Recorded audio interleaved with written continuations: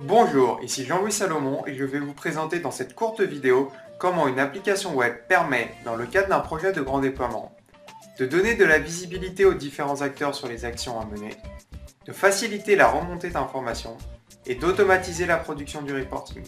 Et l'utilisation que l'on va voir maintenant a permis à un chef de projet de piloter un projet nécessitant le suivi de dizaines de milliers d'actions et la coordination de centaines d'acteurs au niveau national.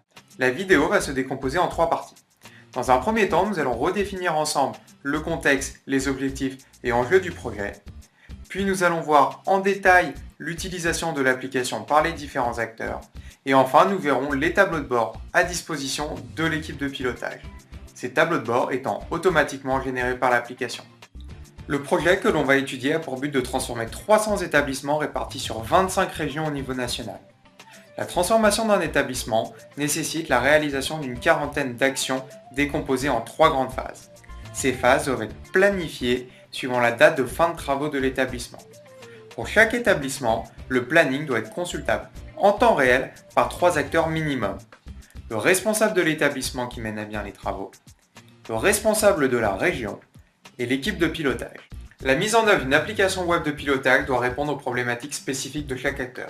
Dans notre cas, pour le responsable de l'établissement, être sûr de ne rien rater, d'avoir à disposition le planning général du projet de transformation et les actions à mener sur l'établissement.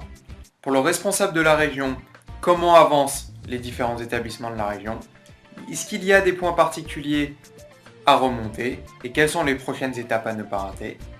Et pour l'équipe de pilotage, combien d'établissements vont effectivement ouvrir dans l'année et combien vont être en retard? Est-ce qu'il y a des problématiques récurrentes sur certaines actions et est-ce qu'il y a des établissements en alerte et pourquoi? Regardons maintenant en détail en quoi la mise en œuvre d'une application web de pilotage permet de répondre aux problématiques spécifiques de chaque acteur. Commençons par le responsable de l'établissement.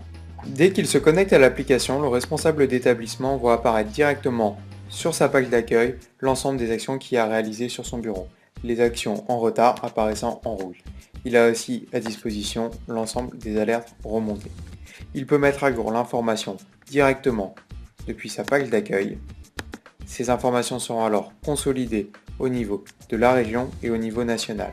Il peut aussi accéder en un clic au planning de son établissement. Ce planning va faire apparaître les 3 grandes phases du plan de transformation de son établissement avec pour chacune de ces phases l'ensemble des actions qu'il y a encore à réaliser. Il peut mettre à jour ce planning directement depuis cette page, par exemple remonter une alerte ou mettre à jour l'état d'avancement. Cette information sera alors consolidée dans les outils de reporting à disposition de l'équipe de pilotage.